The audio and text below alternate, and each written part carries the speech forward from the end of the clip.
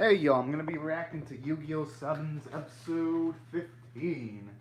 And I'll be starting my reaction in 1-0 go. Alright, I'm ready to see Yuga kick some ass and take some names while playing children's card game. I'm just joking about the children's card game bit. I've just been watching a lot of Little Karibo lately.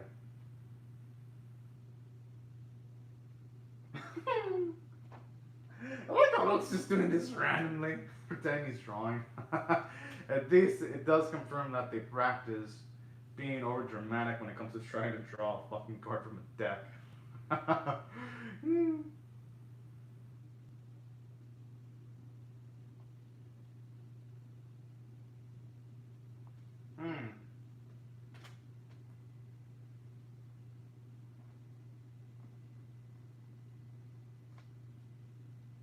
Good. It's nice to see you have a new sense of determination.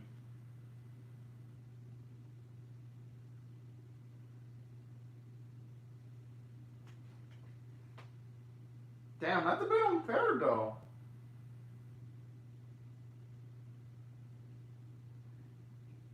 Yeah. You know, they could settle who gets rights by dueling. He just wants the title, doesn't he? That's Luke. Whoa. Finally.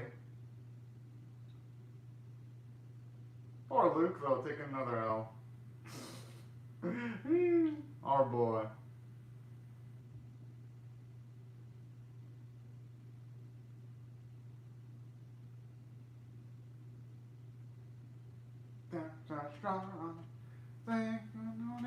Oh man, this song.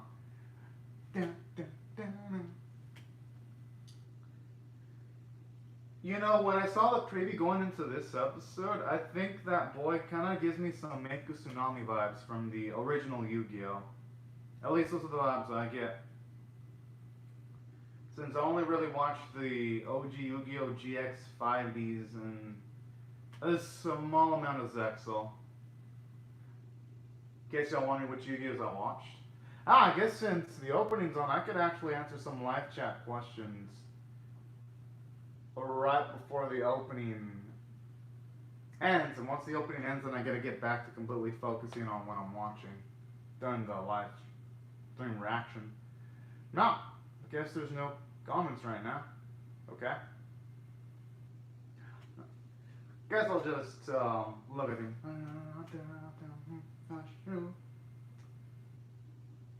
I gotta admit though, the CG in the opening, some of it looks pretty damn good. I wonder where Mormy's gonna get the card to actually accompany her ace, because you see two guitars, and that actually looks pretty damn cool. But Che, Roman could use an upgrade on her deck. Alright, now it's back.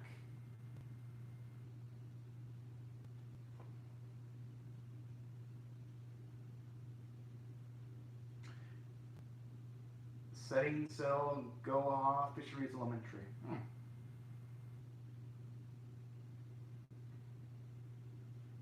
How can guys be so sure of that, though? Huh. It can do that? Okay.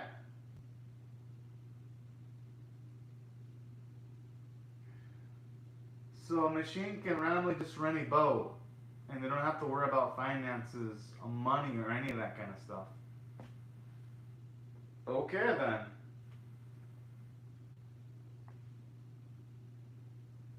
Yo, even his eyebrows are shaped like fishies too.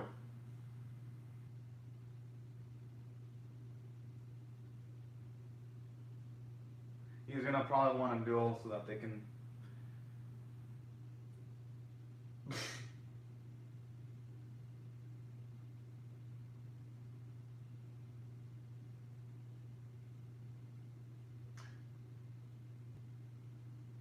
Oh, okay. I guess that explains how they were able to use the boat then. Never mind. I take back what I said about it coming out of nowhere when it comes to Oh, that little.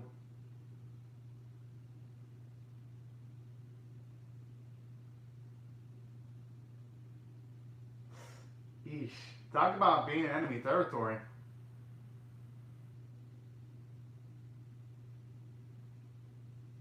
Oh, fuck.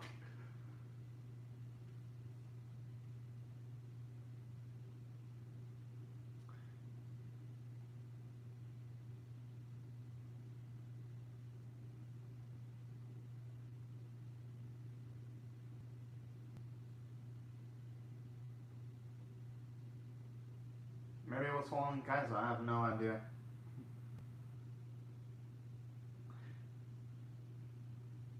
He did say that it has, like, AI capabilities.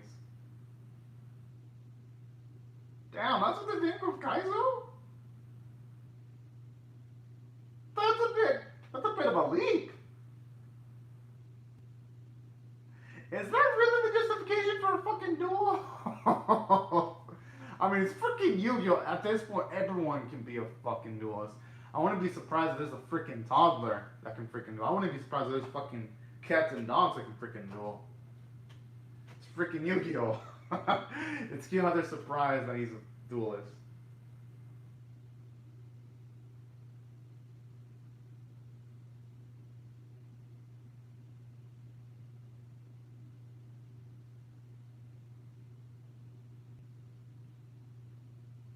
Hmm.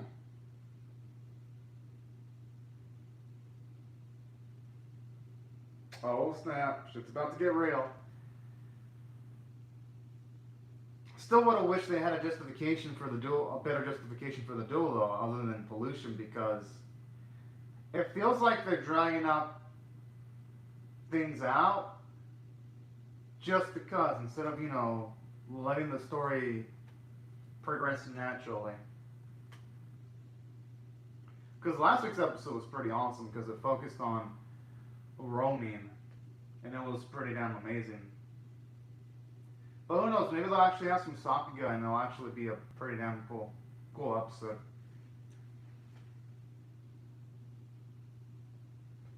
Bullshit.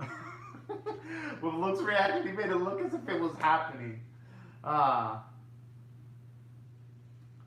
I will give the episode credit. At least we know how they can over dramatically draw cards. At least here, they fucking practice that shit. I'll give you credit for that visual gag in the episode.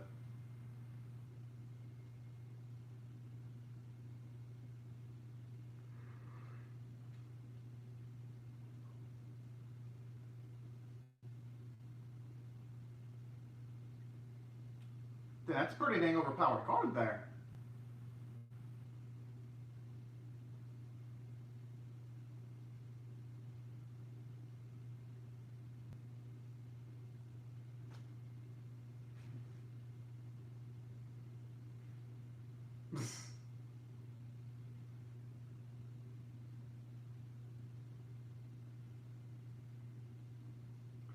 I mean, thankfully, Yuga does have some water elemental cards in its deck at the very least.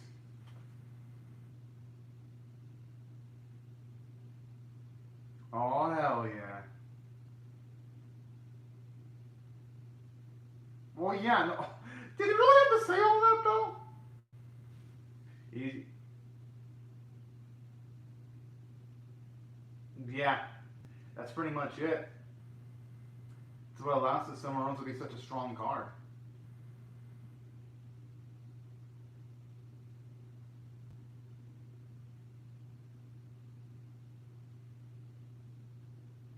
Huh.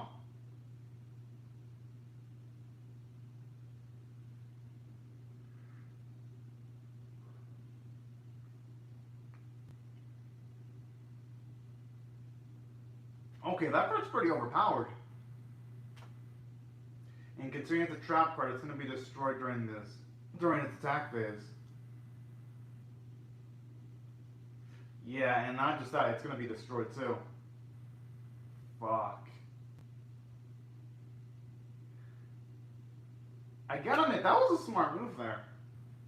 You don't normally see this in Yu-Gi-Oh! 7. You actually used to see that a lot in the original Yu-Gi-Oh! though. Where an opponent would have a trap card a little lower an opponent's card during an attack phase, and then they would destroy utilizing a trap card or a quick spell, and then they would destroy it.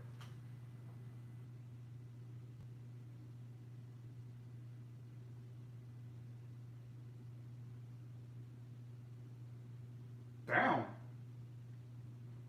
It's not playing a lot of.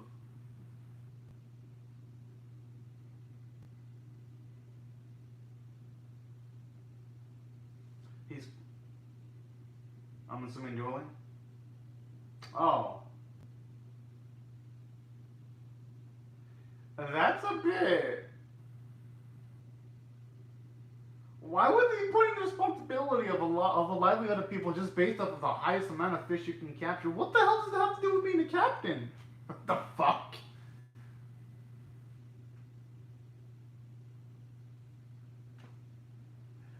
Okay, I mean it is you.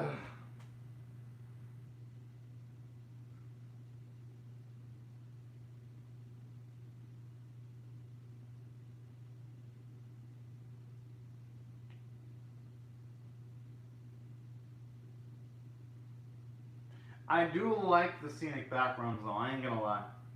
While the animation itself hasn't been that pretty, the backgrounds are pretty damn pretty in this episode.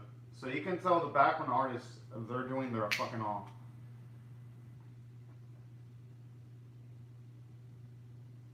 And I do like that reaction face of his when there's a speed line in the background. Then here it's back to normal art style.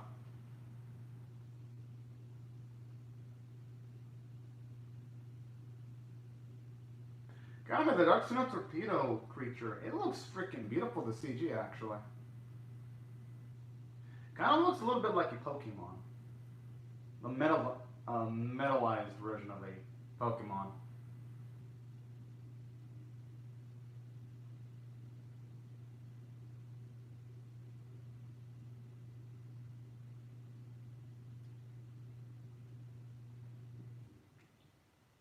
I mean, as long as a man or a woman has cards in their deck, they can pretty much pour it in.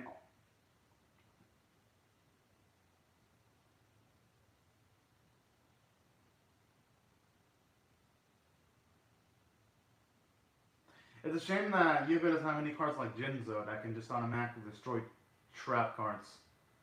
That would be so damn useful.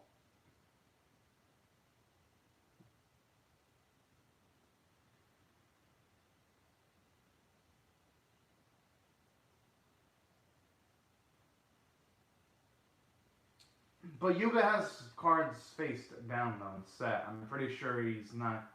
He'll be fine. He's just gonna take a lot of damage. Jeez.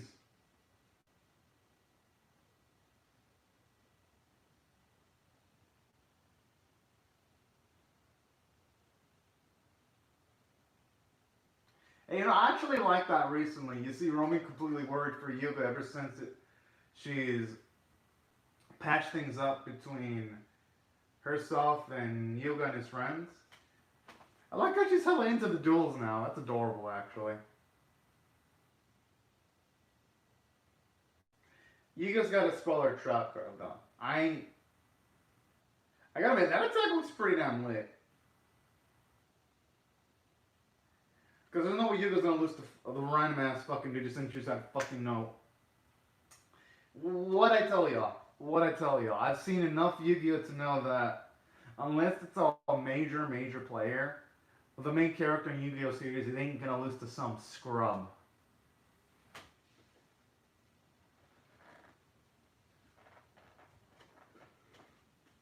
Oh.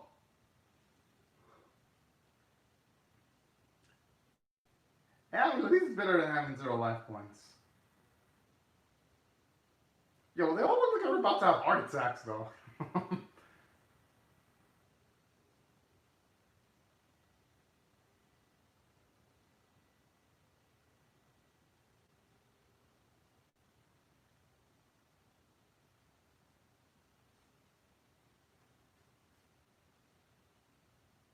Okay, how can you get someone's mind to the polluting the water just by the final turn of a duel?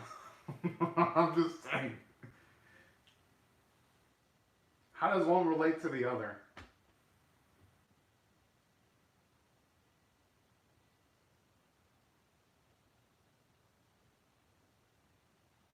The deck is eco-friendly, but if you do have certain cards, they could pretty much bust up a lot of the cards on that deck.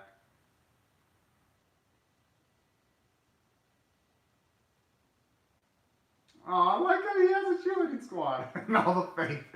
And then you just got the face. Oh god, the pressure's on me. With the way he's got like the blue lines on his face.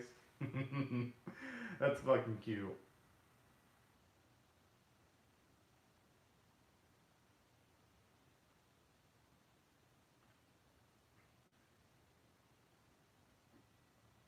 Huh.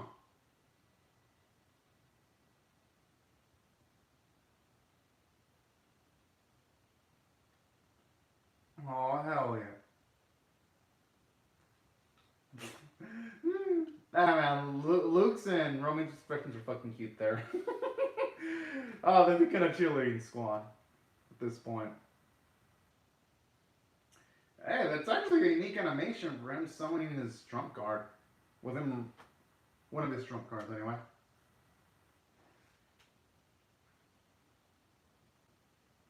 Yes. I'm pretty sure the lightning condor has other abilities though.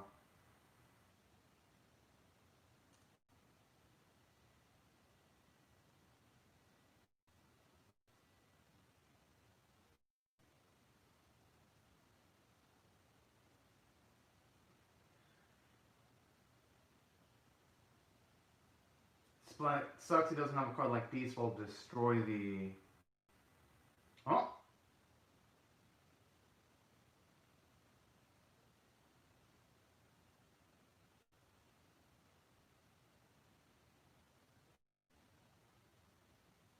Payback is a bitch. That's all I gotta say. Okay, that card is pretty damn overpowered. Jeez.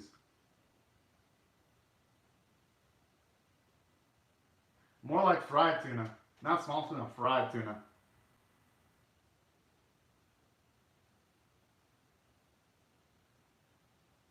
Yo, those are like near impact of a direct attack. Oh yeah. Although since Yuga is utilizing metallic monsters, isn't that imply that he's a bigger polluter? I'm just fucking saying. Or is the boy gonna operate under the fact of is the captain gonna operate under the fact that if I lose to this guy, that means he's not a bad person? Is that what he's gonna operate under?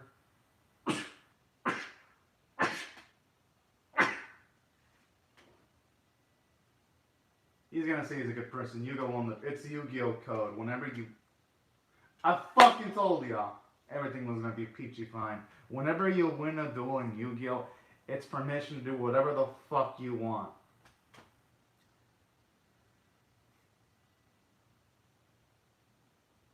Hey, what happened to some of the women there? Now it's all men there. I mean, when it comes to the workers,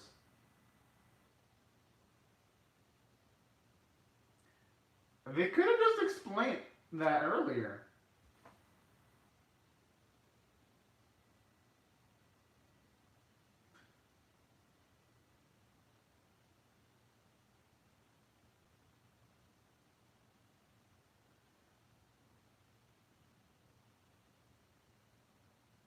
Maybe it was hacked from the other Golf Corporation.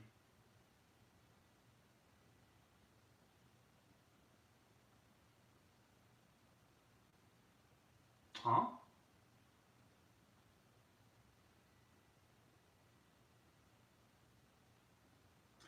I mean, at least now we see some semblance of the antagonist in the series.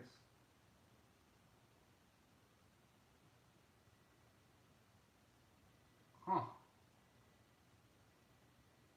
So could it even lure into a trap then?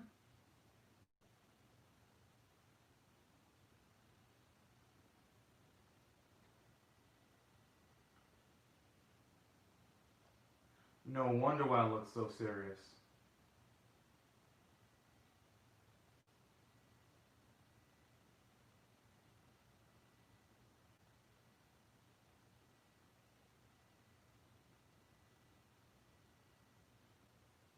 It makes sense. We did see it taken over by something like Dark Cloud.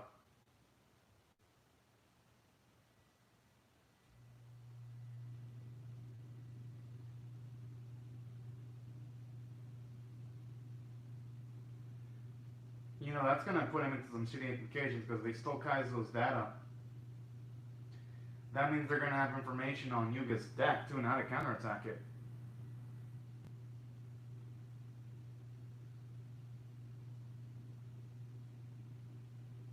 Aw, Kazuna's face is so adorable.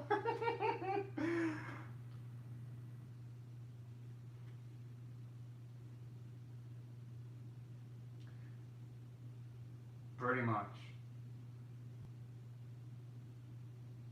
I like how Roman became so self-defensive that now he's trying to dissuade anything and go avoid any type of potential blame. That's fucking cute.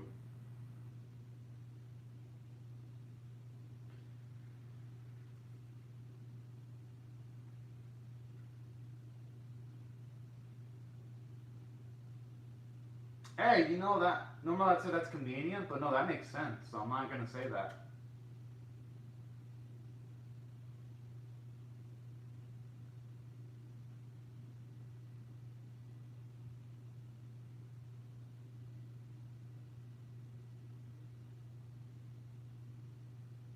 I don't think you should be apologizing though. I mean, you know, bygones be bygones. He can probably make exceptions. He is the captain.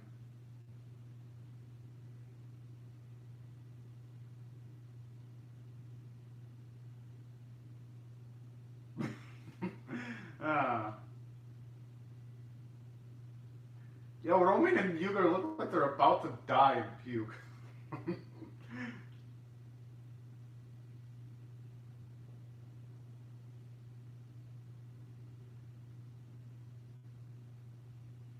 Probably gonna be somewhere in the Goa Corporation, yeah, building. Yeah. Oh, never mind. Okay. I mean, I guess as far as Yu-Gi-Oh episodes go, this episode. Uh, Alright. Here's the thing. This episode had good. They had pros and cons. Now, for the pros. I got a few laughs from it. I ain't gonna lie, like seeing Romin and Luke's and Gotoku's reaction shots whenever something bad happened to Yuga in the duel was pretty damn adorable. And them acting like a cheerleader squad was actually pretty endearing, I ain't gonna lie. Those are the positives. But Yu-Gi-Oh! Sevens is, by technicalities, I gotta be more objective when I rate it because it's already on episode 15. So now I gotta start asking myself, when is the series gonna get to the good serious shit? You know? Because don't get me wrong, I like some of the characters. I do like some of the humor. But I kind of am expecting more from the series at this rate. But anyways, before I comment more on how I feel, I'm just going to wait off for the PV and then I'll talk more about my thoughts.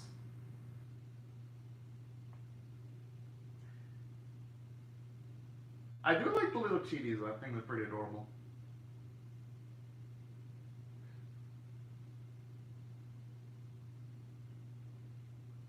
And you know, that card pretty works.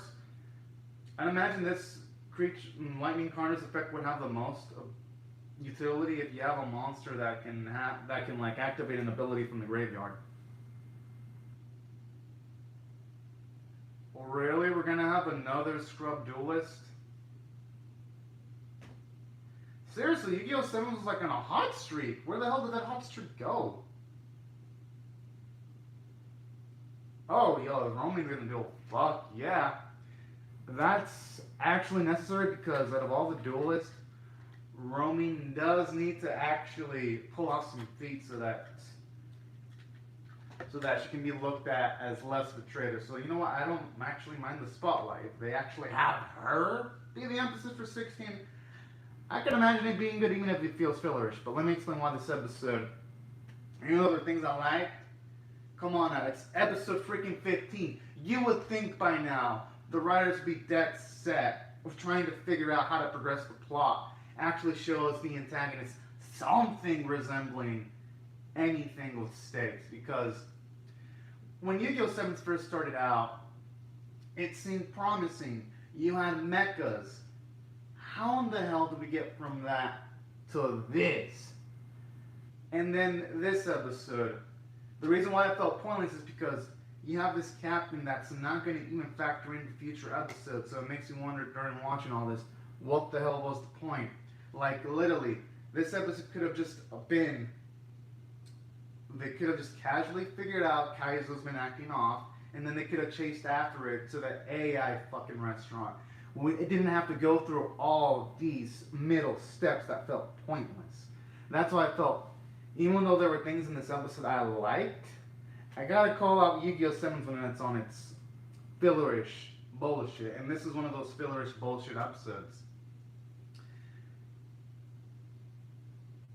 I mean, Otaku Reactions mashup. The thing is, though, I'm watching a lot of kids' animes.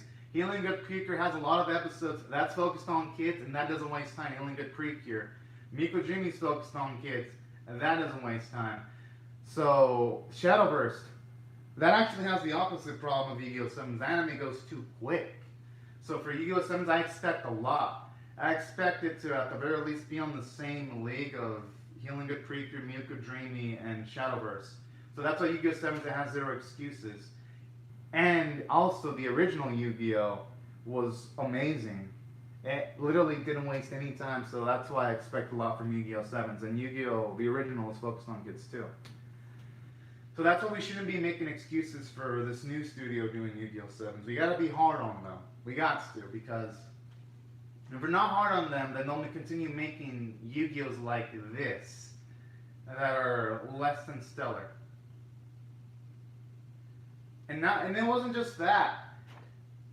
You gotta consider the competition this season. You got Healing Good Precure and Miyuko Dreamy that are also focused on kids, yet they don't make excuses. Even Tomika. Tomika's focused on an audience even younger than Yu-Gi-Oh! Sevens, and Tomika's it's actually been fucking good. And that one's even focused on younger kids than the kids that are watching Yu-Gi-Oh! So that's why Yu-Gi-Oh! Sevens, it has zero excuses. I'm actually watching a lot of kids-focused animes, and out of all of them, Yu-Gi-Oh! Sevens has been lacking lately. That's why I gotta be hard on Yu-Gi-Oh! Because literally, it has zero excuses. Because I watch everything. And as a person who watches everything, Yu-Gi-Oh! Sevens doesn't be cutting the mustard. And plus, Yu-Gi-Oh! Sevens has had good episodes. Episode 14 was really good. The one with Romin, that episode was amazing. That was just last week, and that episode was amazing. So that's why I'm gonna be rough on this Yu-Gi-Oh! Sevens episode, because Yu-Gi-Oh! Sevens has shown that it can have amazing episodes. Because not just the Romin episode, the one focused on Mimi was good. I thought Raw versus Yuga was pretty good. And I thought the episode where Luke was playing against Yuga was good. So this series has had good episodes. That's why it pisses me off whenever Yu-Gi-Oh! 7 has a bad episode. It kind of annoys me because I'm like, I know the series can do better. It has done better. But yeah, that's why. Regardless though, I'm probably going to keep up with most of the Yu-Gi-Oh! 7s. I'm not going to drop it. I mean, I'm already reacting to like episode 15, so yeah. Gonna stick through with this train wreck, or maybe it's not gonna be a train wreck. I'm still gonna. The thing is, though, there are some new studios that are good, though. Like the one that did Hatage Kimono Michi, that was done by a new studio, and that looked amazing in some episodes. So we shouldn't make excuses for new studios either. Some new studios have been giving us amazing quality last year. So. Yeah, that's why they're focused on quantity instead of quality. That's why I'm not going to excuse it for Yu-Gi-Oh! 7s, because I watch so many anime, I'm like, if something's bad, I gotta call it out, you know? Because I gotta be consistent when I rate the episodes. If not, then I'm going to be referred to as a reactor that just blows off anime, which I don't do that. If something's bad, I call it out. I even call out some episodes of a series I like if they're bad, too, on occasions. Doesn't happen often, but when it does, I show no mercy, even to animes I like, too. But yeah, That's why we really shouldn't allow excuse Yu-Gi-Oh! Sevens when it has episodes like this. We gotta call it out on that. But hey, you know what? The next Yu-Gi-Oh! Sevens episode looks like it could be better because it's focusing on Romin, and Romin's usually a hilarious character. So the talk reaction matchup, I think the next one looks promising. We just gotta hope it's better than 15. You know? But yeah, a lot of new studios do that. I don't know why new studios do that, but hey, I mean, I guess they gotta do what pays the bills. Oh, don't forget to talk reaction matchup. You gotta also mention Healing Good Precure. And that one's also got good quality too. Healing Good Precure has a lot of Sakuga. The recent Healing Good Precure episode had amazing visuals. You gotta also don't forget about Healing Good Precure. You gotta put that in the same tier. Because usually Toei puts a lot of high quality stuff in that series. Like a lot of really epic tier animators work on Healing Good Precure. Can't forget about that. And it's also weekly. Like Healing Good Precures usually have like 40 something episodes. And there's a new like Precure a Precure spin-off each year, so can't forget about that. But yeah, Pokemon Digimon do have a lot of. Yeah, Precure is pretty nice. I love the new one. I love the reaction to it each week. That the new Precure, I freaking love it. It's timely too, considering that Healing Good Precure, at least this current Precure, is about the characters healing the Earth. The new one actually fits in with the whole COVID-19 thing going around. So I like how timely the new Precure is too. But yeah, and even though Shadowverse isn't good writing wise, Shadowverse does have amazing animation quality. I gotta give respect to Shadowverse. That's a long running series too. And it looks freaking beautiful. It makes Yu-Gi-Oh! 7's visually, it makes Yu-Gi-Oh! 7's look like a fucking amateur production. And Yu-Gi-Oh! 7, and Shadowverse is also focused on kids. And it's also a card-based anime too. But yeah, that's why I've been rough on Yu-Gi-Oh! 7's, because literally, there is a card game anime that I can compare Yu-Gi-Oh! 7's to, that's why.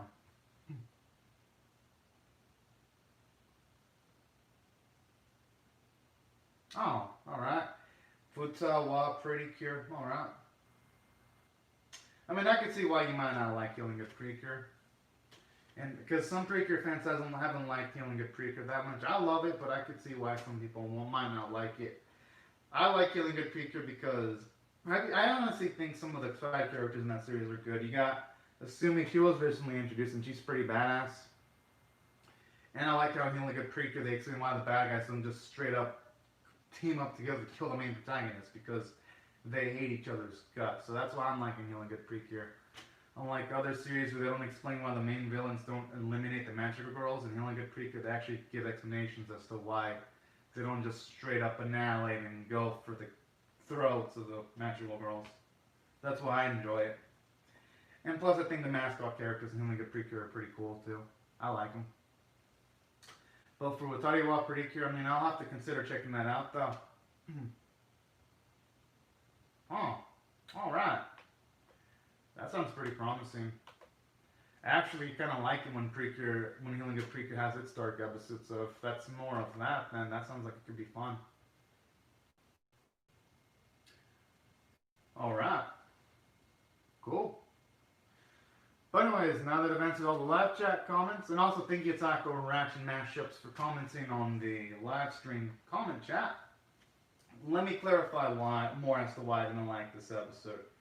Because really, not only was this episode one of the weakest plot-wise, it was also kind of one of the weakest visually too, because you could really tell that the animation quality, they weren't trying. Like literally, whenever people got hit by water, their clothing was completely dry, or whenever there was like, say, a drawing of the cards, there was a lot of speed line usage. Like you can tell they were cutting measures, or sometimes when they showed the captain, he looked muscular in some clips, and in others he looked completely skinny. That's why I thought this episode was even inconsistent from a visual standpoint. Art though, it was so-so. Moments where it stood out, moments where it didn't. That's true, I have heard of those type of studios being pretty darn abusive. Yeah.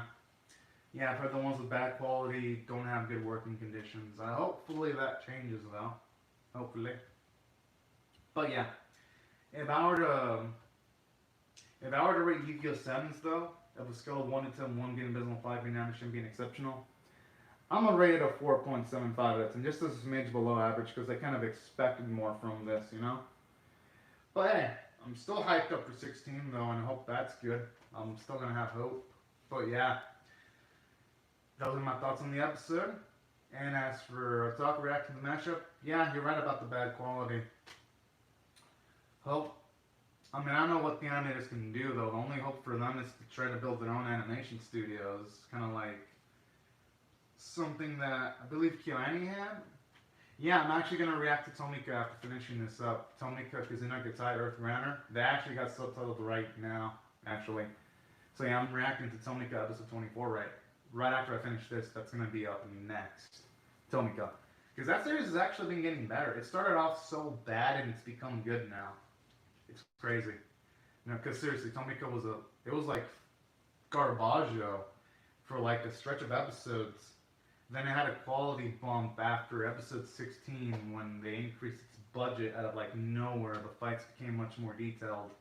It became a lot more serious, and I'm like, the fuck? Where was this from Tomika? Which is weird because that series should have been like that. Tomika should have been like episode 16 from the get-go. I think it would have been like that. People would have probably watched it. But then again, I don't think I can recommend Tomika because I'd be like telling people, oh yeah, go through 16 episodes of suffering to get to the good shit. I'm not going to do that. But yeah, that's the one I'm going to watch today. Tomika Kazuna Gatai Earth Runner, episode 24. Which I'll spell it out. Let me see, it's here. Yeah. That's the name. Although I don't know if I'm not going to recommend that Otaku Reactions mashup because that really has a bad start. Tomika. I'm enjoying it now, but that's because I went through 16 episodes of suffering. Yeah. Although to its credit though, the Tomika episode for episode 24 looks fucking good. The preview looks like it's gonna be fucking action packed. Oh yeah, Psychopaths. I actually used to watch Psychopaths. Kind of gave up on it when Nobuchi stopped working on it. In like season 2. Yeah. Because usually when Nobuchi leaves a project that he started, it usually becomes shit. Usually.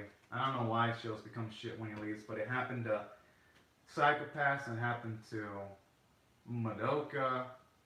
Well, yeah, Psychopaths season 2, and then even the recent Psychopaths aren't as good as the first season. Nothing's stacked up to those.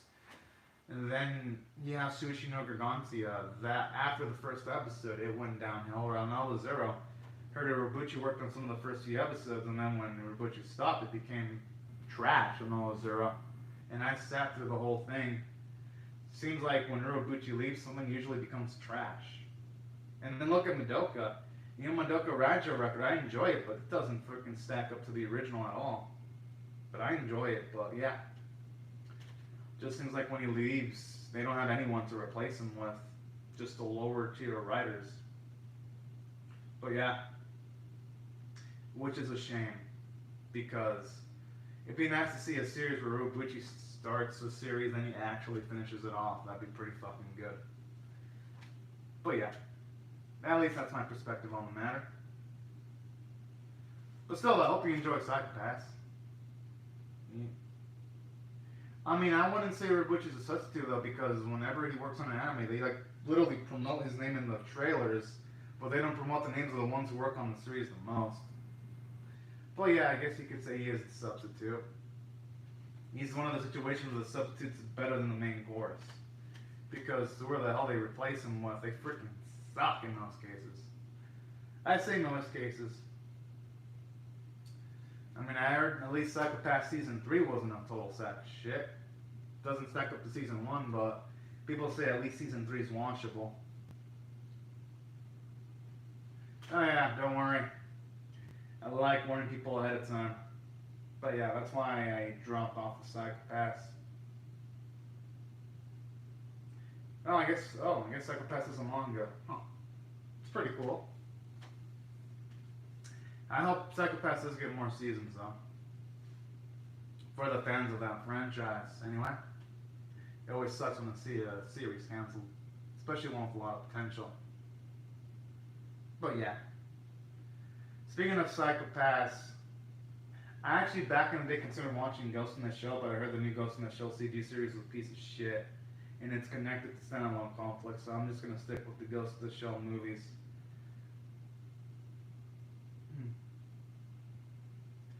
I think because Psychopath is so old, it's not gonna get a lot of people views, so that's why they don't even bother reacting to Psychopaths. Because usually when you do reactions and you do something with low views, you usually lose subscribers because it gets no viewership and people feel like their inbox is filled up. So I can see why people wouldn't want to react to Psychopaths. Psychopaths, it lost its steam after season 1 in the movie. That's why you don't see a lot of Psychopaths reactions out there. I mean, I guess you see some of them, but that's about it. I'm actually surprised about Assassination Classroom getting a lot of attention. I mean, that's cool though. That is cool. Because I do like the first 9 episodes I saw years ago of Assassination Classroom. Thought it was pretty cool. I even liked the main teacher character. He was pretty damn badass.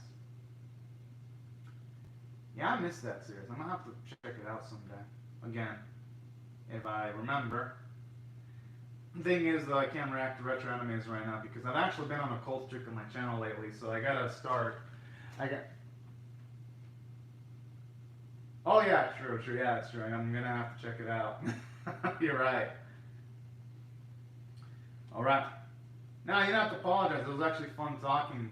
I actually had fun talking to you than watching Yu-Gi-Oh! Sevens. That's how much I didn't really care for the Yu-Gi-Oh! Sevens. I actually enjoyed the conversation with you more than watching Yu-Gi-Oh! Sevens episode 15. So I actually don't mind you dragging it out, actually.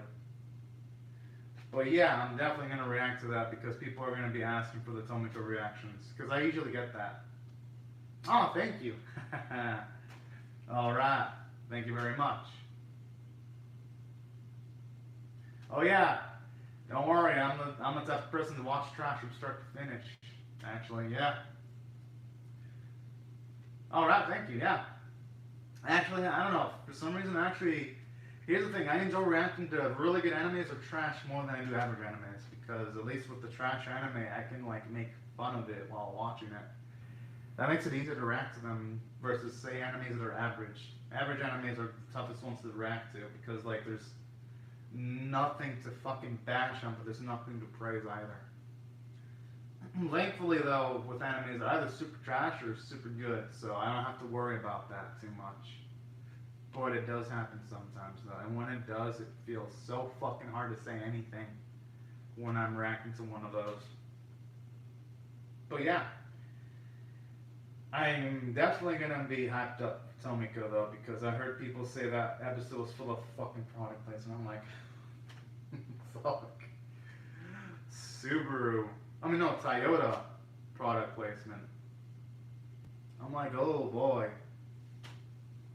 Can't wait to make some Toyota jokes when I react to that episode. But no, to its credit, though, Tomiko does have good fights. It's one of those animes that knows it's fucking awful sometimes and it goes with it. I guess that's what I like about the writers too in that series. But yeah, let's talk right now. I don't blame you for Re:Zero not getting your attention. I mean, don't get me wrong, I like Re:Zero, but it has its flaws, though. Oh. Alright, that's cool. As for Re:Zero, don't get me wrong, I like it, but I could see why someone wouldn't like Re:Zero, because if you break it down by down, as far as isekai go, it is one of the isekais with the smallest stakes on occasion, where the main character can die and then come back to life. So that kind of, it is a barrier for some watchers, Re:Zero. The whole being able to just resurrect yourself. But other than that, I do like Re:Zero for the psychological nature of it, though.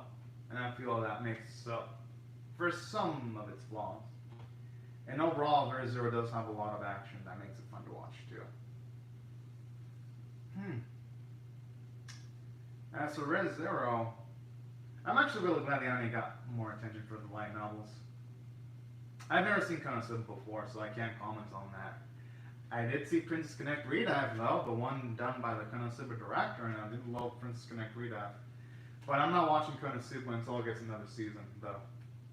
In case it gets canceled or some shit like that. But yeah, that's how I'm gonna handle Konosuba. I'm gonna wait until it gets another season. And then I'll consider reacting to it if people watch my retro reactions. Which, you know, I should be more assertive when I do retro reactions. I did say that when I react to the first episode, this doesn't get 50 or 100 views, I'm not reacting to the rest of the episodes. Oh, alright, yeah, you're right. You're right. You got a point there. One of the ways to talk reaction matchups, thank you for commenting on the live chat, and also for watching the video. I'd like to thank everyone else also for watching the video. Hope you all enjoy. I hope you all rate the video, share it, comment, subscribe if you do not want to miss my episode 16 reaction. And oh, thank you, Top Reaction Matches. Hope you have a nice day, and hope everyone else also has a nice day. And hope you all have a fun day too, and I'll see you guys later if you come back for my Tomika Kizuna Gets That Earth Runner episode 24 reaction, which will be up in like 5 to 10 minutes. Or maybe less. But anyways, y'all, have a great day, and thank y'all so much for watching my video, everyone. Bye-bye.